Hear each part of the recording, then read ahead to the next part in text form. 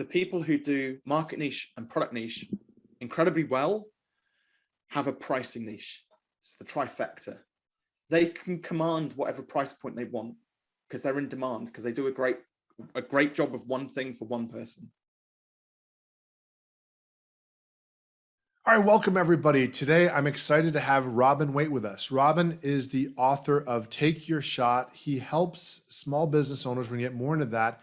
And today we're gonna talk about stop underselling yourself, how you can articulate your value and confidently charge more. Thanks so much for joining us today, Robin. Oh, it's an absolute pleasure, Wade. I'm looking forward to this. And I'm looking forward to spending the next 40 minutes looking at your shirt as well, because I know we were talking about that beforehand. Awesome, yes. So check out my shirt in case anything, we don't keep you entertained, you can look at my shirt. So first of all, just want to say, and I normally go right in the bio, but I really love this. So for those of y'all, this is, so I'm a short attention span type of guy. So just to give you, this is one of the sexiest parts of this for me here. It's a short, powerful book. We're going to get into it. But really good if you're in anywhere where you charge people for what you do, for your time. And so we'll go more into Robin. Robin's the founder of Fearless Business. He's a speaker and best-selling author of Online Business Startup and Take Your Shot.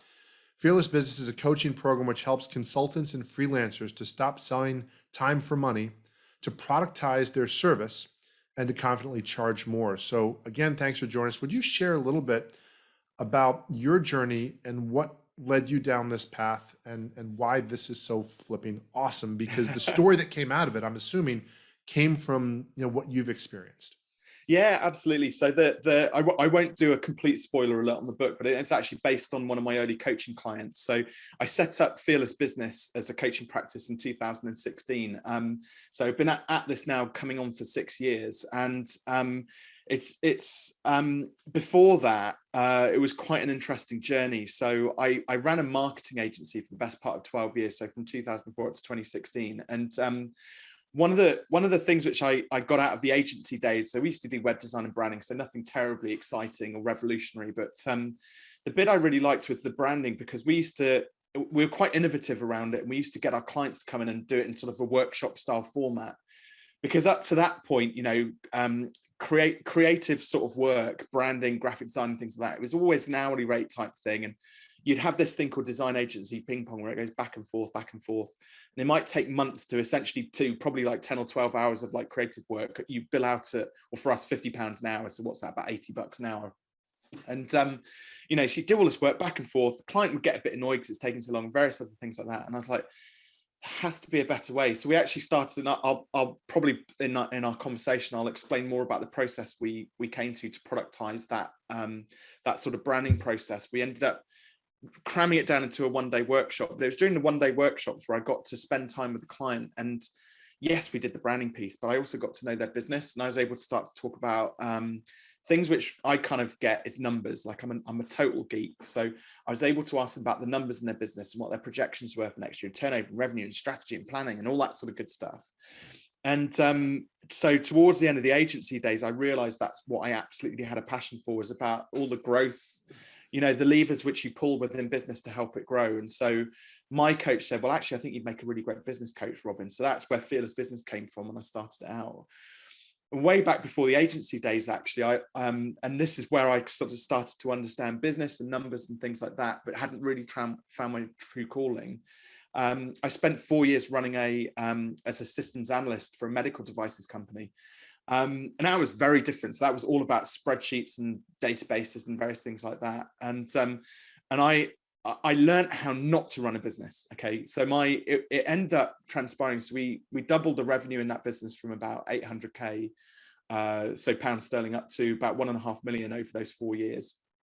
We managed to outsource all of the manufacturing of the components to the Far East, so Malaysia and China, and kept production in-house. I was responsible for much of that.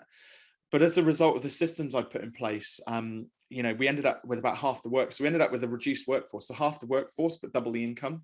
That was a good result. But the MD of the business, the owner of the business, super smart guy when it came to designing medical products, just utter chaos when it came to actually running the business. And so that's why I said, going way back when, before I realized I was going to get into this whole business thing, I was having this like PhD in how not to run a business. And that actually, again, informs me about sort of what I know now and what I work with my clients. So yeah, coming full circle back to now, the coaching practice, we focus, like you said, on helping other coaches, consultants and freelancers to essentially stop making all the mistakes that I'd seen other businesses make over those last few years and I'd made myself, and really start to, ideally, in the perfect world, Wade, we want to get to a point where we've got, double the income, half the clients, and a bit more time on our hands.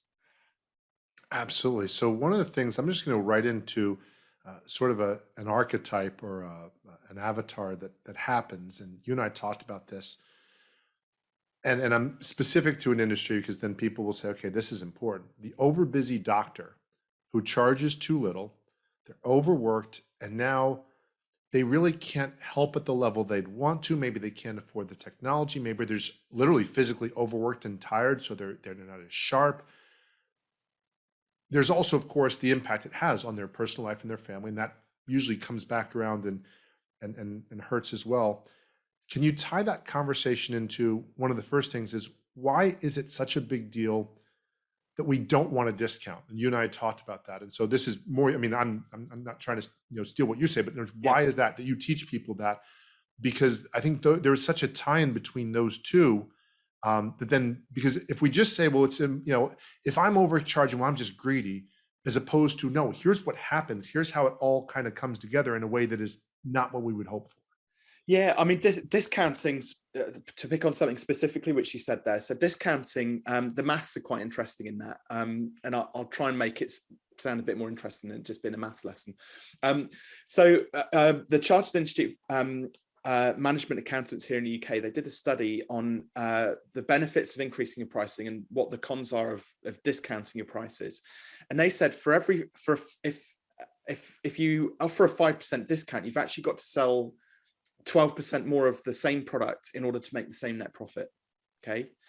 So then that's because as the money trickles down through the profit and loss account, there's this like compounding effect which happens as money is spent and eaten up. So you've got to sell that little bit more of the same thing. And most people's assumption is that if I discount by 5%, I've only got to sell 5% more of the same thing. No, you've got to sell more than, like 12%. When you get up to just a 10% discount, now you're in the realms of having to sell 25% more of the same thing to make the same net profit. And by the time you get up to a 20% discount, you've got to sell nearly double the same amount of product or service that you were selling before to make the same net profit.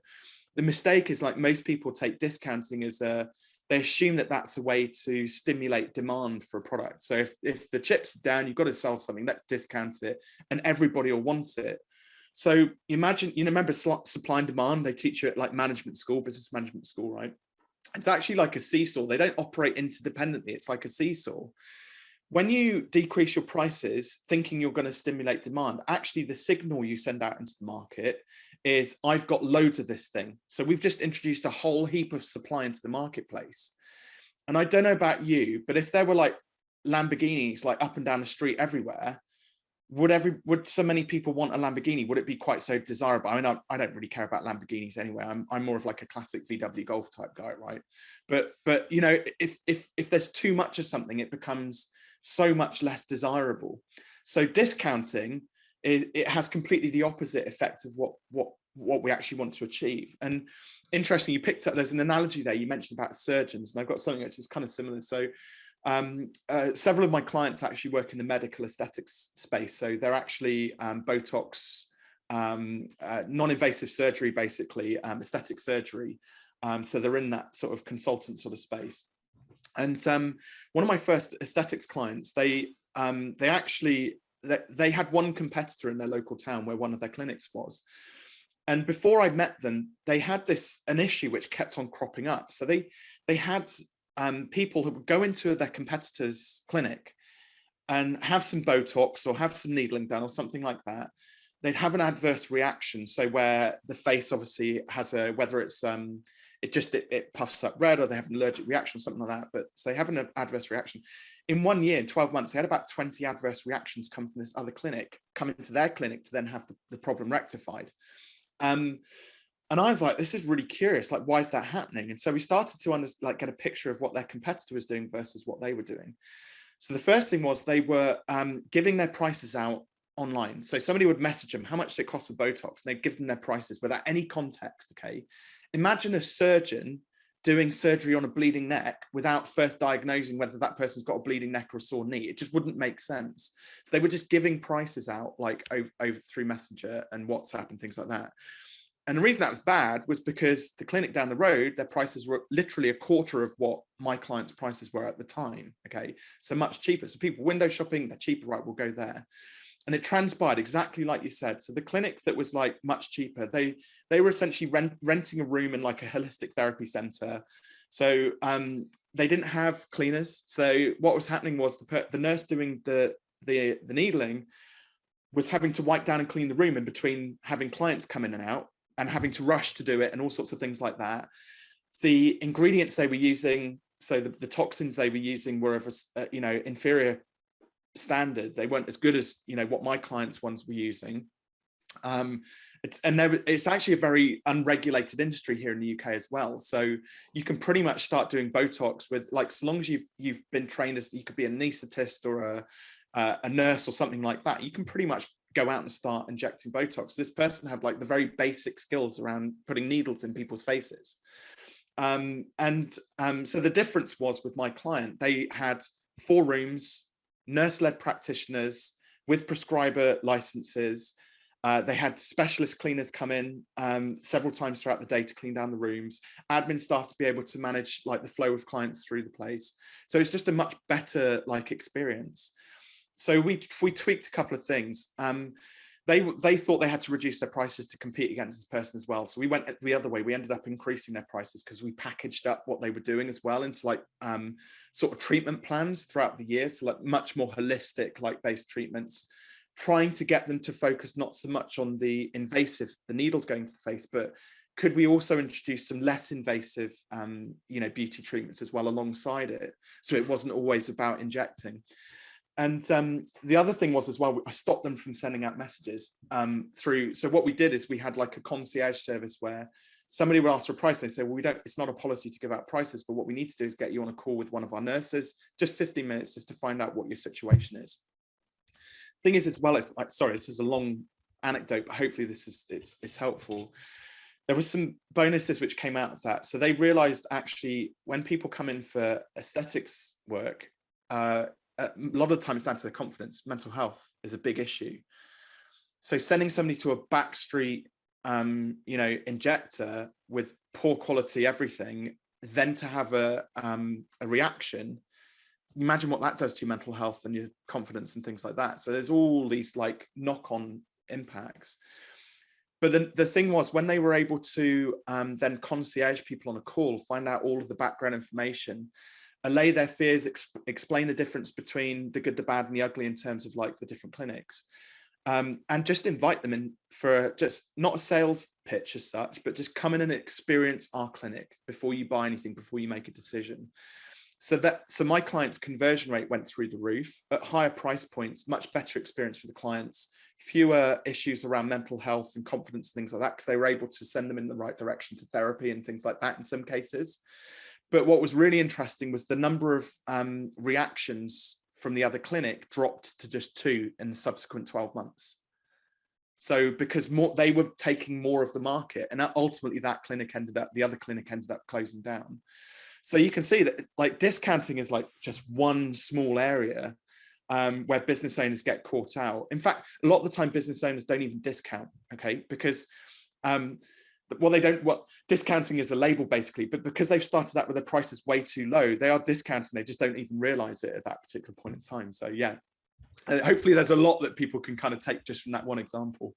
Yeah, there's so much in there, and I'm going to try to break down a couple things, or at least what I learned when I first started. So I started out and had a plan A for a business I was going to do. It didn't work after 6 months, and then I found myself doing consulting work. And I don't even remember the name of the book, but I read this book, and this is 20 years ago plus. But I remember one of the most important lessons I got from the book was, you're not going to bill out 2,000 hours. So in the US, if you go with a 40-hour work week times 50 weeks, that's 2,000 hours. So people say, oh, if you bill out at $50 an hour times 2,000 hours, you're going to make $100,000. And the answer is mathematically yes, if that happened. But in any real universe, that's not happening. You're lucky if you do 1,000 hours. It's maybe going to be closer to somewhere between 500 to, let's say, 800 hours that you're going to bill out, even if you're good, because it takes time to prepare. And I mean, these are things, again, you're nodding, you know these things. And so even just that first number, one of the people I had on an interview earlier, Suzanne Mariga, said they like to see a person at least charge 4 times whatever it is that they made. So if they made $50 an hour before and they were making 6 figures, so well, you need to be charging at least 200 per hour, just even to have an idea. And again, people that might have different numbers, but that concept is, we think it's even just a mental error. Like as somebody who's been in business 20 years, sometimes I forget bread doesn't cost what it used to cost 20 years ago. And so even just something that simple, it's not always that the entrepreneur or the freelancer has this poor self-esteem. It's just that they might be missing an insight, but that insight, it's kind of like forgetting inflation on a retirement calculation. It's a big deal the further you go down the page, or even little things. Like I remember some of my software clients that said, okay, you'll have this price forever. And now I stick to my word. I'm like 20 years later, didn't think I was gonna be in business 20 years at about 3%. I'm charging about half. Now I've of course diversified. But so there's little things that sometimes the math, as much as some of us don't want to look at it, especially if we just love coaching. I happen to be a math geek a bit like you, but if you miss the math, just the math alone can hurt you. Forgetting just what it feels like. If you don't mind, share with me the difference in a person of what it feels like when you work with clients and they're finally, or actually the before and after. What do they feel like when they're charging? Just even internally, like, well, I'm not sure if I'm charging enough, or they're not sure, but things are not working, versus when they start charging what they're worth. What does that feel like? And what changes do you see when you work with somebody? And what does that feel like to them? And how does that impact their business and their life? Yeah, great question. So one way to look at it is about how you value yourself and how you value your time. And a really simple question. Okay, Wade, if I said to you, you have 1 hour left to live, you have to take a dollar amount of money for that 1 hour for somebody's going to buy it off you. How much what value would you put on it? Your last hour of your life? At least $1 billion. Billion. Yeah, exactly. So why do you not value every other hour of your life to that amount? And it's because humans don't have the capacity to think we think life is infinite. We think that we're just going to carry on forever, and we think that we've got all of these hours left. But actually, when you start to break it down, think about those 2,000 hours. You've already used up however many years worth of those 2,000 hours. Now we've got limited capacity. So capacity is now limited, and you're still charging the same as what you did 20 years ago. Again, it just doesn't make sense. When there is limited capacity of something, we've already agreed that it's like a scarcer resource, therefore it should be more expensive. Think about gold, think about like precious metals, stones and things like that, other scarce resources that are out there, NFTs and various other things like that. They're finite resources, and your time is the most finite of finite resources. At some point it is gonna end. It's a bit morose, but then you've got to start to unpack that. Like, what do we do about that? Because a lot of business owners now at that point are going, oh my gosh, that's not it. Robin's talking about like life is ending. That's it. Like the film Don't Look Up. But one of the other challenges you've got is like most people see hourly rate charging and pricing as like binary. They see it as a binary decision. It's either cheap or too expensive. It's a yes or a no. I'm in or I'm out. I've got that hour free or I haven't. Okay. So it's a very binary thinking. But the reality is when it comes to pricing, typically we've got a bit of a bandwidth. Okay. So the moment your bandwidth is somewhere between 0 and 1 billion, right? So that's quite a varied bandwidth. Okay. Now, probably if we were to kind of break that down and come down in like something now more realistic, that tangible as an exercise that people can get their teeth stuck into. Let's say, for example, Wade, if you're willing to play the game, we can actually just try and figure out a live example here. Sure. Do you have a product that you're currently selling or service you're currently selling at an hourly rate or have done in the past? Just imagine one. What is it and how much would you sell it for typically? Basically what it is I have coaching products, but when a client comes to me and says, I've got this thing that you've not dealt with before, Wade, but I know you're the guy. Yeah. So I'll default to 500 an hour, and I'll say, look, I'm going to do my best to communicate to you exactly how long it's going to take and work with you, because I've had people that either they get sticker shock or that sort of stuff. I'll say, look, I'm about to do X. The same way I asked to work with the freelancers I work with on Upwork, I'd say, okay, only put 5 hours into this example, whatever it is. So from that perspective, I feel fair of the hourly I'm charging for that specific line of work. And yet I still know that it might get them 10, 100, 1,000 times ROI. And so when you start getting the 10 ROI, okay, I'm good with that. When you start talking 100 and 1,000, it's like, well, whoa, I might have done myself wrong there, and not morally wrong, but I might have shortchanged myself. So I'm still kind of figuring that out, because can I help you figure it out? Would you let me? Absolutely. We're going to be fearless now. That's the plan. Okay, so 500 an hour.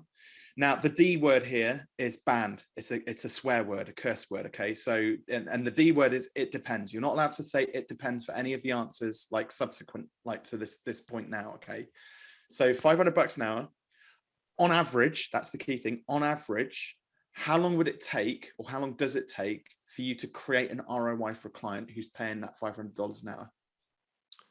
How many hours do they need on average? Okay. About 5 hours. 5 hours. Okay. So we're talking then. So now what we've done is you've inadvertently like just productized or packaged up a service here. Okay. Now for some clients, it might be a bit longer, some clients might be a bit shorter, but what we're saying is I will generate 100 times ROI for you within 5 hours worth of work. So for $2,500. Okay. That seems really cheap. Right. So you agree it's cheap. Okay. Yeah. And to throw something in there, in my case, I'm doing something, because I forget this sometimes, that if they stick with what I tell them, they're going to be in business 20 years longer. So this is like, this is an ongoing thing. It's not just, and this is where it almost sounds like a snake oil salesman, but it's like, no, this is math. This is, dude, if you do what I tell you, you're going to save, and usually it's about 50,000, let's say, but it's going to be 50,000 over 20 years. So we're talking $1 million difference, just to even make it a nice round pretty number. And yeah, now 2,500 sounding really, really small. Cool. So how about if we went for, let's just do something simple. Like so you mentioned £1 million upside. So if we did 10% of the upside, $100,000, could you charge $100,000 for this thing? I couldn't charge it necessarily that I'm aware of in one setting, because it'd feel like too big of a risk for them. But there could be some sort of method where I'd say, as long as I can help you make sure the result actually happens, because of course, if they don't get the result, they say, well, wait, that's now we're talking a scam. Yeah. But if you're going to get the result, and if, Wade, you're part of helping me make sure that result, you solidify, and you're one of the variables that I either need, or you make it easier for me, then I don't see why not. Cool. So you could do a percentage of the upside then, like on an ongoing basis. We will talk about guarantees and on that result as well. So we'll come back to that in a second. What I'm trying to establish though is that we've created a bandwidth. It's not too cheap or too expensive, or yes or no, or I'm in or I'm out. We've created a bandwidth of like pricing from $2,500 to $100,000. And $100,000, what I want you to focus on, just for the sake of this exercise, is like just charging a fixed fee. Forget about like the ongoing. I know we can do that to reduce friction in the sales process, right? But for now, I just want you to think about a fixed fee. But what we've got is a bandwidth between $2,500 and $100,000. Okay. There is a price point somewhere along that bandwidth, which lies just inside your comfort zone and just outside it. Okay. Now we're going to do a little exercise here, and this will work for the video, and I'll probably have to explain it for the sake of if this is going out on iTunes. Okay. I don't want you to say anything, but I'm going to do a little auction with you starting at $2,500. I'm going to know when we've hit that sort of that moment. Okay. You don't have to say anything. So, okay. And then I'll explain it afterwards. So 2.5, so $5,000, 8,000, 10,000, 12, 15, 18. There we go. So you didn't even have like a poker face. Sometimes people have got because I knew what you were doing, and as you're doing, I'm like, is this really going to happen? And of course, yeah. Yeah. And you had that gut reaction, your big broad smile came across your face. And I knew that somewhere between about 15,000, that was just inside your comfort zone. 18,000 was just outside your comfort zone. Okay. So in future, when somebody comes to you and says, I want that shiny thing over there that you've done for these other people, you've got to pitch that this is what our agreement now, Wade. You've got to promise me you're going to do this. The next 10 people who want that espresso machine, that shiny espresso machine, you're going to pitch it to them at $18,000. Done. Yeah, and I can guarantee, because you understand about, you explain it very well there, rationalized about sort of the value they're going to get from that and long-term income and ROI and things like that. So you can rationalize that and break it down. It could be that you do 18 grand as an upfront fee plus some kind of a percentage based on success fees. Okay, so you could do that potentially. Now, I can guarantee as well that if you pitch 10 people $18,000, somewhere between 2, 3, or 4 of those people are going to say yes. You're still going to get some rejection. There's still going to be some no's, but you're going to get paid somewhere to the order of, what does that work out to be? 6, 7 times what you would have previously got paid. Okay. Some people may still require a bit more work. Some people may require a little less work, but you get paid that fixed fee for doing that piece of work. Let's talk about guarantees now. Okay. And can I jump in on that real quick? Yeah, please do. Go for it. It's funny that, and what's interesting about that number, and now you've got a guy with a psych degree analyzing this and a coach too. So this is like really, but it's so interesting to me is I have many clients who've paid me far more than 18,000 when we were done. And those are the ones that the better clients that they did trust the process, that they're like, okay, wait, if you're telling me this, I'm in, man, I'm in, no problem. And the results they've gotten are in the multiples of 6 figures to 7 figures lifetime. And this is where that concept, which I know you know, it's almost like, well, then Wade, why were you undercharging them? Like, why were you doing them wrong to even say, why would you sell a car with only 2 wheels? Like, yeah, it's exactly that. It's exactly the analogy I was thinking of as well. Like $18,000, like they've got serious skin in the game. That's a big chunk of cash.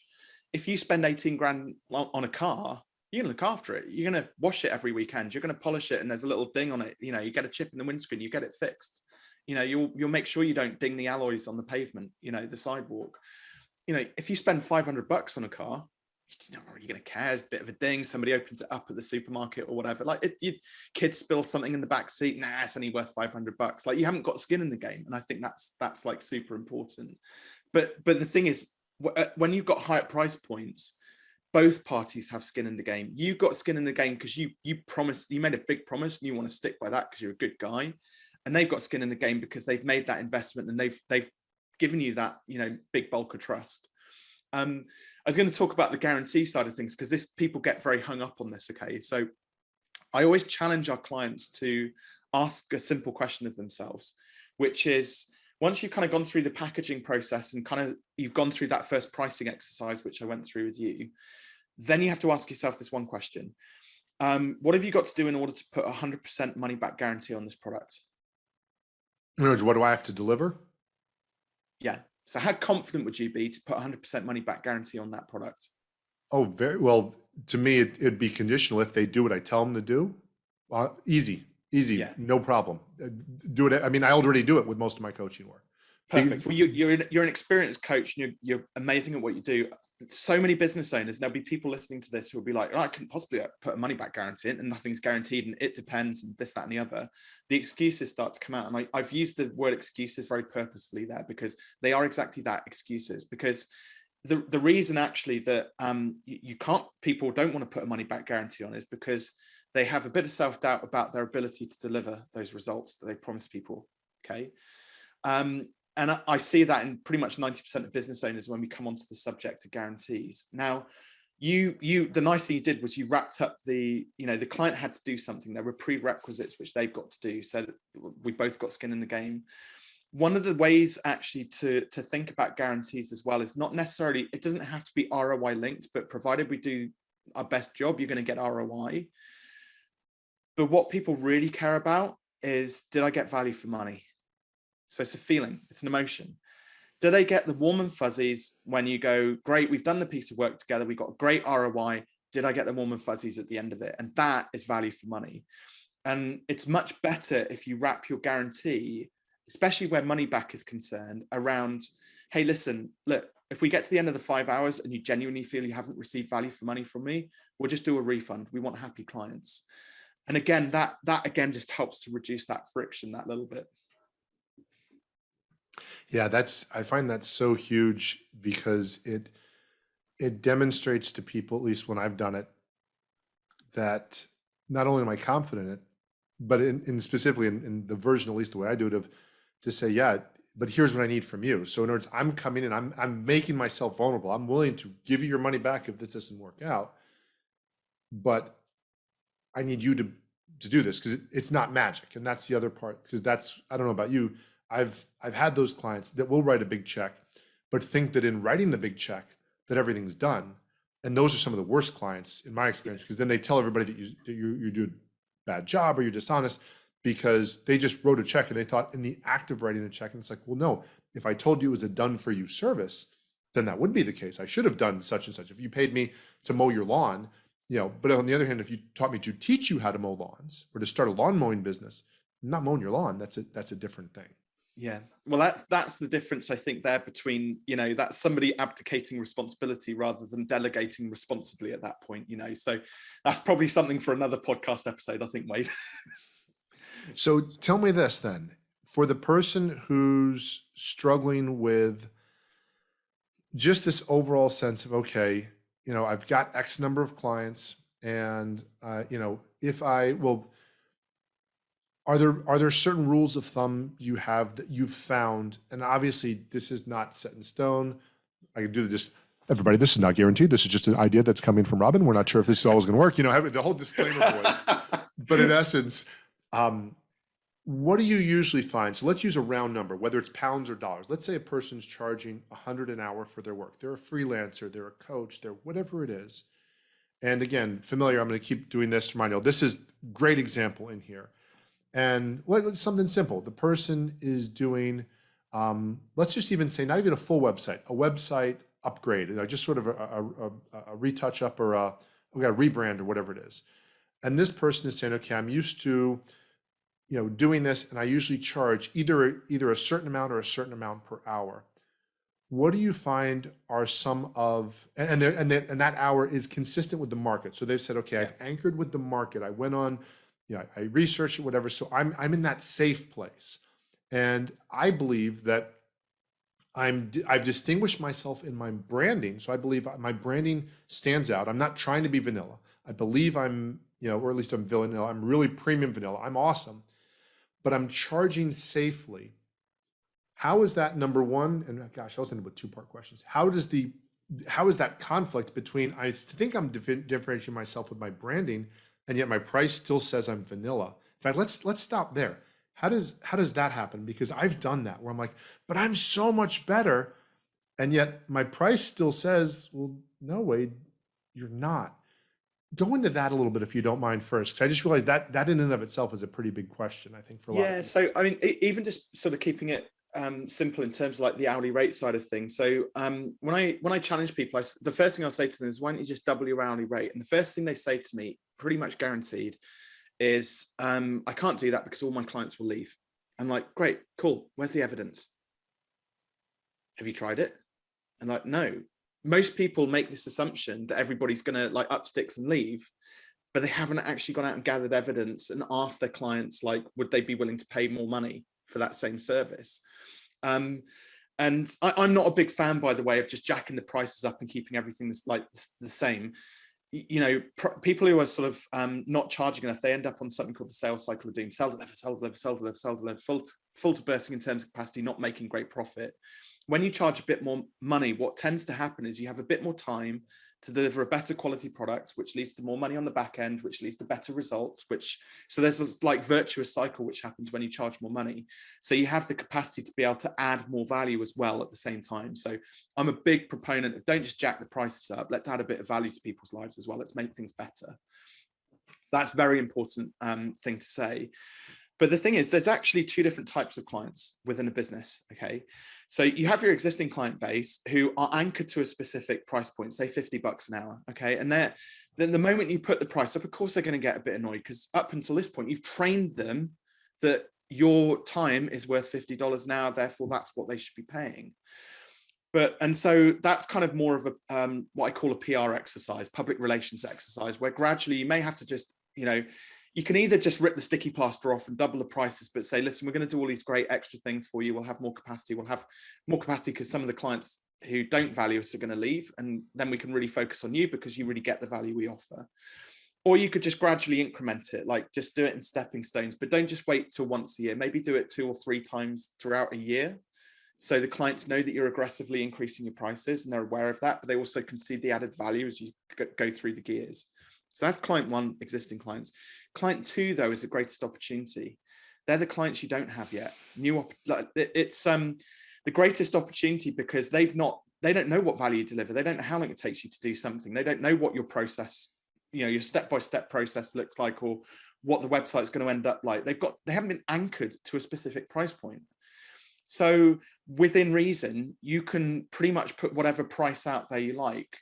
If there's something which is highly commoditized as a product, then yes, you are naturally going to have challenges. But if you know your worth and you're confident in the value you can deliver, and you're also comfortable with rejection as well, because you put your price up, you will have a few more people saying no. And that's got to be okay. We've got to detach from that outcome. But yeah, you can do it. And like people do, and then you go, oh, right, other clients. Yeah, I'll focus on new business. Perfect. Like we're already winning. The other thing as well is around that validation. So when we went through this process ourselves, so we used to do this 7-step logo design process. Okay. It was long, it was drawn out. It used to take us 3 months. When we just worked out the 7 steps, we reduced it to 6 weeks. It was better. But I was like, because it's just the sort of person I was like, what if there was a way we could do this in a day? And like, how are we going to do that? What we realized was the reason it was 6 weeks, 7 steps with 6 weeks, was because of the back and forth between us and waiting for feedback from the client. So I was like, right, the only way we're going to fix this is if we get the client to come in. And if the client comes in, we can actually design their logo for them there and then in front of them. They can be part of the creative process. We can have a fun day. We can get to know each other. I'll buy them lunch, and we'll send them away with a set of like brand guidelines at the end of it as well, plus whatever else we can fit in during that day. My business partner thought I was absolutely barking mad when we first launched this. But we did it. The first one was a bit clunky, but it worked. We delivered it. Client was happy. The best lesson I had in pricing was we had a client come in, and they after we did our first ones, this is our second client on this product. They said, we heard you did this great 1-day logo design process with somebody else, like so-and-so. Could you do that for us? By the way, we've got a product launch on Monday. Could we come in and do it on Friday? I'm like, whoa, okay. So I had a picture of the quality cost time triangle. It's like, you want it done fast, you want it done well, this is going to be expensive. So I just went, up until this point, like we were charging probably about £500 or £600 of billable time, right? So this time quality cost is going to be expensive. I just blurted out £1,500, so tripled the price. And they said, yeah, perfect, great. I assume you want money up front. Payment up front, really? Yeah, okay. And literally sent the invoice, money in the bank before we even got to deliver it. Delivered it on Friday. It's happy. Away they go. And just all of these learnings in just such a short period of time. And then we stepped it up another gear beyond that. So that following year, we did about 40 of these 1-day branding workshops, and we created a couple of follow-on products. We had logical like next steps, upsells, and things like that. Average order value for the client then rose to somewhere in the order of about £3,500, so about $5,000. And then we had a client come along who was like, I live in, imagine the UK, I live down in the bottom part of the UK. There's a place called York, which is up in the top part of the UK. And they're like, could you come up to York tomorrow to deliver one of your workshops? And normally we would only allow 3 people in the room, like decision makers. Otherwise it's just like too much going on, too many ideas. They wanted to put their entire software team into the workshop, 23 people. So to York, which is a 4.5-hour drive tomorrow with 23 people. And I didn't want to do it. Like, I was just like, I really don't want this gig. Like, I can't be bothered to drive to York, like 23 people. So I went 18,000. And like, thinking they're just going to say, nah, it's ridiculous. Don't worry about it. And same thing. They said, yes, brilliant. And I was like, right, I'll get in the car then, I guess. And I'm going to send you the invoice. Can you pay for it? So by the time I got to York, £18,000 in the bank, delivered the work, client happy, drove back home, long drive back home, but richer. So that was okay. But it's, I now had evidence that people would pay a lot more money for something that, Joe Blogs down the road was like charging £50 an hour for. So, and we can all learn from that. But the key thing I want people to take away is don't make an assumption that people won't buy at the price. Like I challenged you, go and pitch 10 people at a higher price point, prove Robin and Wade wrong. And if you do pitch 10 people and you can evidence it and come back, we can do a bit of coaching work together. That's awesome. Thank you. And by the way, this is great. This is gold. So I love it when I don't have to talk as much, despite evidence to the contrary. Some of the shows from people who've told me, wait, you need to talk less, because you're really addressing this. It's really going to help a lot of people. So I want to go back to something you mentioned, something, and again, from reading the book, again, awesome book. When most people talk about this idea of too much demand for product or service can negatively impact a business, they assume that only means if you're undercharging. Is it only if you're undercharging, or can it be that even if you're charging a certain amount, because there's this whole idea, you and I both know it, that, well, if you get too busy, we'll just raise your prices. And is that just an old wives' tale? Is that true wisdom? Is that accurate? Like, how does that turn out when somebody says, okay, well, but I've still got too much, like literally for whatever reason, it's hot, I'm getting a lot. How can that be? How can a person grow too quickly? And then how does that then relate to maybe how they should be pricing if they are growing at, perhaps I'll just call it an uncomfortable rate, and I'll define an uncomfortable rate of it's really starting to impact personal life. Not that you're soft. I mean, all of us have this, hey, the sun's shining, let's make hay, great. I'm talking where it starts getting into 16-hour days where you're like, okay, I can't keep up with this. And we're now past the honeymoon of the first month where you and your spouse are like, yay, it's awesome, we're making more, where it's like, no, this is almost disturbing. Yeah. Which sounds weird. Like, it's almost like, kids saying, I'm getting too much ice cream, I might get a bellyache now. There's into sort of the weird area. What does it look like or how does a person know where maybe they either have that problem that there's going to be too much demand, or they're just plain and simply, they have too many clients. They have 200 clients and they should really have 100.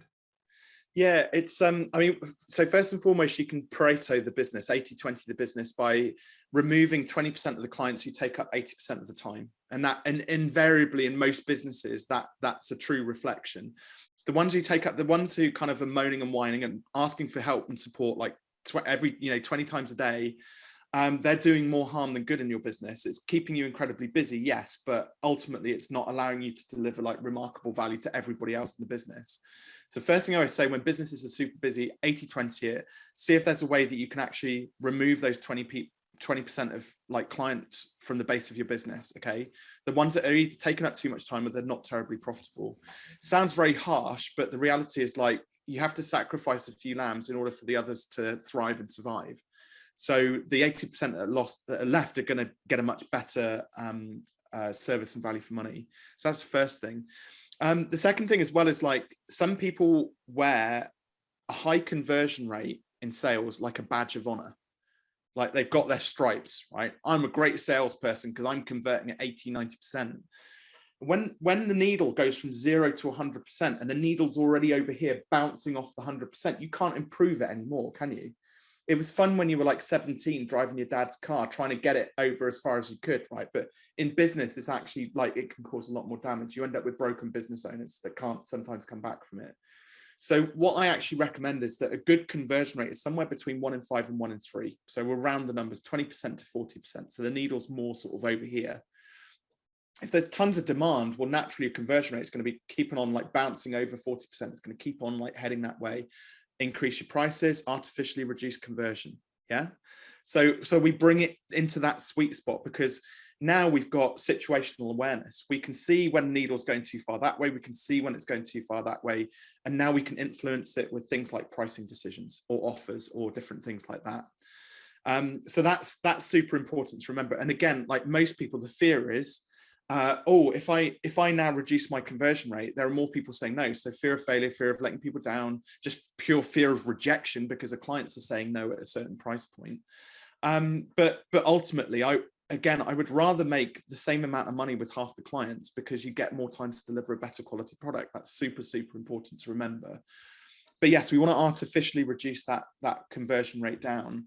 The other thing to remember as well, like, a lot of businesses, do you know the Fiat Cinquecento, the cute little Fiat European? It's an Italian car with a little 500cc engine, like just a little Fiat 500, little cute little car, right? So you got this little rickety Fiat 500 engine, okay, and this little beautiful little bouncy car, right? And then what happens if we add rocket fuel into it? What's going to happen?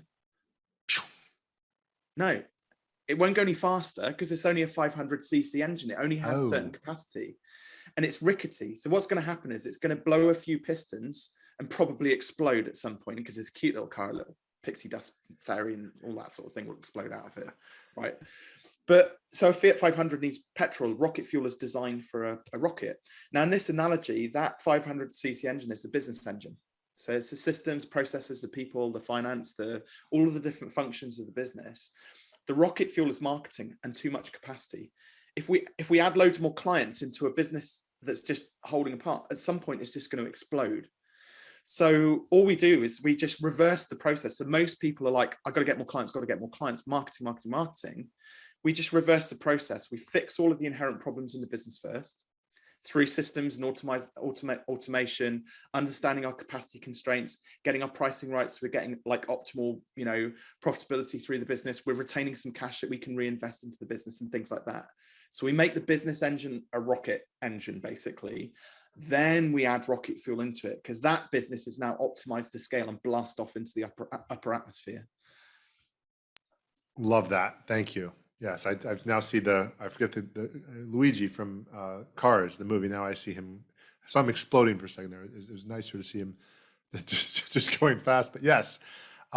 So one of the things that you had mentioned to me before, and this just brought up a very interesting analogy for me, and I'd love to see your thoughts on this. So you and I were talking in the pre-interview, and you mentioned this idea, like, why can't we, the client and us, both enjoy this process of exchanging this high mutual value experience? And I just got thinking, well, gosh, would I rather have 10,000 people who happen to know my name, 1,000 acquaintances, 100 kind of friends, or maybe like 50 really high quality friends? And for me, maybe everybody's different. I'd rather have 50 to 100 high quality friends and have my experience be that of life, of business. Yeah, it's nice to get likes on Facebook and this and that, or Instagram or wherever it is. But if you have a TikTok account with 1 million views, you're never going to meet most of those people. So I'm wondering, what does that do for a quality of experience, or how does that go together? The pricing, and I'm going to make this a two-parter, because I think they connect, or at least it's something I believe figured out, or I'm close to figuring out for myself, is I want to have these high quality relationships so that, with these higher people can pay a higher amount. I have this place in my heart for people that don't have that money, for people in countries that the economics are different, the money conversion is different. And my understanding is that somewhere in there, the profits from over here can still help these people. Yeah. Speak to that, if you don't mind, a little bit. Yeah, absolutely. I mean, it's, again, natural human instinct. Like we're desperate to like help other humans. Basically, it's part of our survival instinct, the pack, the herd sort of mentality. And it's a very veritable, like, core value to hold on to. When it comes to business, though, ultimately, like, if the business isn't profitable, even not-for-profits and charities have to make money, right? So a business, like, the one goal in business is actually to make profit. And I know that sounds very capitalistic, but you can do that with a sense of purpose and mission values, and all the rest of it, all the good stuff. But when I get business owners who are like, I just want to help people, I just want to help everybody, I'm kind of like, well, imagine you only earn, I don't know, $10,000 this year, Wade. You've got such limited, like, finite resources there that you don't really have capacity or resources to be able to help many, or if any, people at all. You barely be able to sort of feed yourself and look after your family and pay your mortgage and stuff with that sort of amount of money. But if you're just open to it, you just pause on the helping and the giving back for a couple of years, focus on growing a really profitable and sustainable business. And in 2 years' time, you're now earning $500,000 a year. Now, all of a sudden, you've got so much more resources by just waiting a couple of years, so many more resources to be able to then start to be able to give back. The other thing as well is about being realistic. You mentioned about those 2,000 hours, which is then eaten up by admin, finance, and all marketing and sales and all the different functions of business, and the little bit that's left to be able to then do client fulfillment. It's okay to have a small percentage of your time, which you can then set aside for giving back activities once you put the oxygen mask on yourself. But I think you have to be realistic about that. 5%, 10%, 15% maybe is like your allocated time for giving back. And that's great and very generous. The other thing as well, sorry, I'm hitting you with loads and loads of different things, kind of ways that you can actually look at this, but hopefully this is helpful. One of the main reasons I write books is because where somebody can't afford maybe to come in and do my accelerator, my business accelerator, because I know that not everybody has that sort of money shoved down the back of a sofa. Most people can afford like a Kindle for $3.99 or a paperback for $10. Or if they smile at me sweetly and ask very nicely, I'll send them a signed copy in the post and I'll cover like the shipping costs, right? So, you know, that we can still help people by using these amazing like assets, marketing assets that we can create that takes us like, it's like giving birth to a child, right? But it takes you like 8-12 months to put together and publish and everything. It's very complicated, treacherous, you know, journey that you've been on to write a book. And then eventually your book's out there. But the great thing about it is when you've gone through that process, now I can give it away for free or for not much money. And it has like some core business concepts that is going to help any and every business out there. You know, and what's remarkable is this, sorry, it's a total tangent. Maybe I shouldn't say this, but I always read the 1-star reviews of my books with great interest because it just gives you like quite a neat. I got over the first 1-star review. I was like, dagger through the heart. It was like, you know, horrible. I got over myself quite quickly with that. You know, a bit of therapy.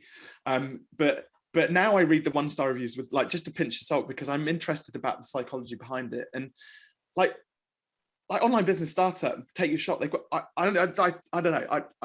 It's always difficult when you want to big yourself up. I think they're great business books. There's tons of advice in there. But one person didn't even read it because they disagreed with my definition on the blurb, on the back cover of what a startup was. Now, I've been in business for 20 plus years. Startup is just a business that's just started up. But he was like, no, it's a software startup. It's a SaaS business. I was like, okay, well, definition. What did you make of the rest of the book then? I didn't read it. Like, you've just missed out on all of these ideas and like, you know, concepts and potential new information because of one word. And it's like, I don't know, people's mindset sometimes is weird. Well, it was funny you say that because I remember the first. Wasn't you who left that review, was it? It was not me. It might have been the same guy who left me a 1-star review. But actually that was what allegedly it was a woman. And it was a book and I forget the exact details, but let's say the title was, and I know the titles of my books, but I forget which book it was. So I'm just gonna say, let's say it was about how to grow apples. And this person said, that's not how you grow oranges. And literally, I mean, like, what do you do with that? I genuinely like, I have no response to that. I don't know what to do with that. So I was like, sounds like an Alanis Morissette song. Exactly. Like, I don't know what to do with that. So it's like, okay, no problem. I just realized with that comment, I've just alienated a massive part of the audience who are like, you know, under 40. Depends how you take that. Well, yeah, no, if you understand Alanis, yeah, look up Alanis Morissette. Definitely work on. She used to date Ryan Reynolds. That'll get them interested. Oh. See, then they'll say, oh, she used to date Ryan Reynolds. And now I'll look up Alanis Morissette. Before that, they weren't going to look it up. All right, awesome. So, wow, this is what I was hoping for and more. So again, everybody, really, and you don't see me if you listen much. The reason, and by the way, this is not to say the other books by the other people I listen to or have on are not great. I'm not a high volume reader. And I have a certain attention span. So when I have some of my other friends that have written longer books, it's not that they're not great. I have a harder time implementing why I love books of this length. And this is, by the way, then there's a new thing going on around a concept called a mini book, which is more of like a special report that's always been, but it's put into paper. This is not a special report put into paper. This is a book. But I just like when I can get one thing that's actionable. So I already have a couple of the ideas. And maybe just share, if you would, real quick, because you know what, I'm going to share it. You critique this. How about this? This will show how well you did at writing and how good I did at listening. And I'm not going to give away the best parts, but in essence, this is about somebody who has a business. They're a golf pro and they're charging an hourly. They're struggling because everything is about an hourly. Their clients are paying them when the client feels like it. Many people are missing their appointments. And this client, this golf pro, runs into a mentor that helps them understand how to say something as simple as, well, you know, what are they coming for? Well, they want to drive the ball longer. Well, okay, well, that's a product.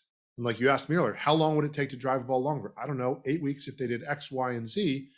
And then now that's not X per hour. Is that a pretty good, without Yeah, hopefully people say, no, I'm not going to on. read the book now. It's not that expensive. Buy the book.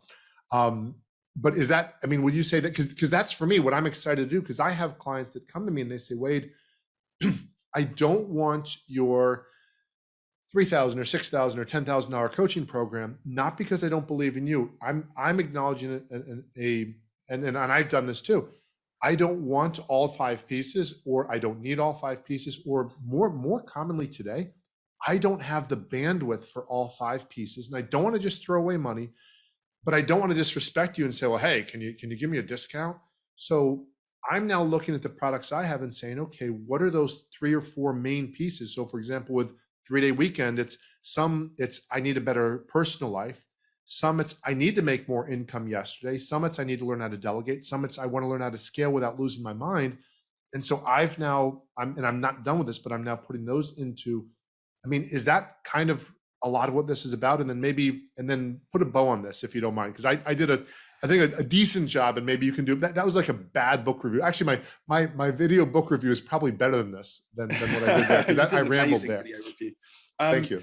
No, you've got synopsis wise, you've got it bang on. And there's a couple of salient things around sort of why I wrote the book. So one, it's based on Russ, who was one of my first coaching clients. So it's based on a true story. By page 74, there's a bit of artistic license. I'm not going to lie, just because we got into setting his goals, and, you know, he had very extravagant goals at that point, some of which come true actually since. But also, like, I didn't want to write something that alienates the reader by it being a dry how-to book where there's no emotion and it sounds like almost too formulaic to be true. You know, just follow this blueprint and you will end up with XYZ. So actually a lot of the emotions in the book, and I couldn't get them from Russ, but they were actually drawn from my own emotions of running businesses over the last 20 years. So you get a feeling for what it's like on the journey that Russ goes that through. narrative, by the way, that narrative, when I read some of that, I'm like, lived that way too many times. The conversation with the spouse, but wait, we're almost there. Gosh, I can't go this. Oh yeah, and I forgot that.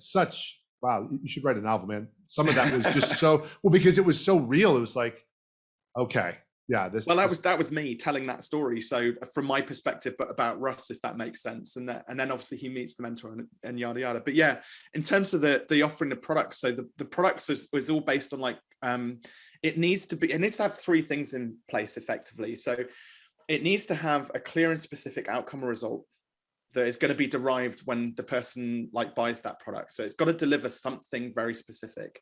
The second thing, it needs to be delivered over a measurable period of time, fixed and measurable period of time. And the third thing is for a fixed fee. And I give credit to, there's a great coach called Rich Litvin. He wrote a book called The Prosperous Coach, where he kind of breaks down the constituent parts of, he was talking specifically about coaching programs, but I took that notion and actually applied it to you can apply it to pretty much any service client business. And so when you have those niche sort of products which deliver a specific result, and you've got a suite of sort of 5 different solutions there, that's absolutely perfect. You can even break it down a little bit further. So when people talk about niching, and I know this is a whole broad different subject, too many gurus out there, like, you know, experts talk about niche being your market niche, your ideal client avatar, right? And they only go like very surface level with it. I actually believe that you should have a niche within a niche within a niche. So you should be like really quite detailed about that. So in Russ's case, you know, he didn't just want people who play golf, right? That's too vague. That's like every golfer. That's not a niche. So it's like specifically ones who go out and play golf with business colleagues, and specifically ones where they wanted to impress other people. So i.e. it was like you're going out for a 4-ball with the CEO of the company, that style, that level of like, so he was very clear about who he wanted to work with.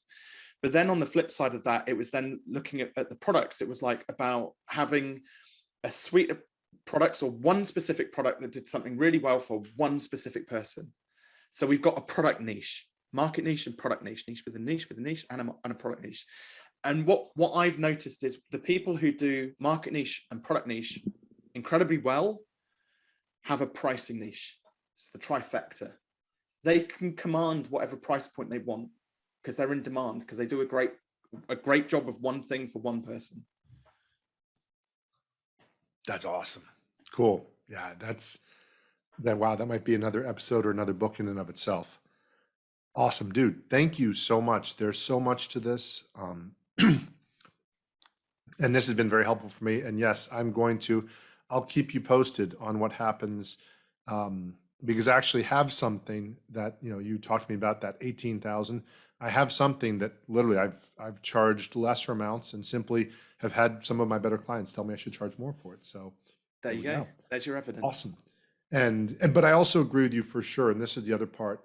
And, I guess had this reaction to people saying, well, just raise your prices. I'm like, well, okay, am I not giving more? Well, my understanding is if people are telling you you're way underpriced, well, that's different. But if somebody says, oh, I like where you're priced fair, and you want to raise your price, well, then yes, I think you should be doing something with that. Or at least my conscience kind of needed that. But again, if, like you said, different people perceive it differently. If somebody else values that more, would I rather work with the people who really value what I do or the people who don't? And I heard it's taken me 50 years, but I know the answer to that one now. I heard an amazing example, and maybe this is a good sort of anecdote to sort of wrap things up on. So think of your niche and the product niche, market niche. The example I heard it on Clubhouse the other day. They were talking about this woman who is a marriage counselor for high net worth individuals. Her minimum fee is $250,000 to work with her, because obviously high net worth individuals worth hundreds or millions of billions of dollars. If they have counseling and they stay together, that's going to save however much in divorces, let's face it.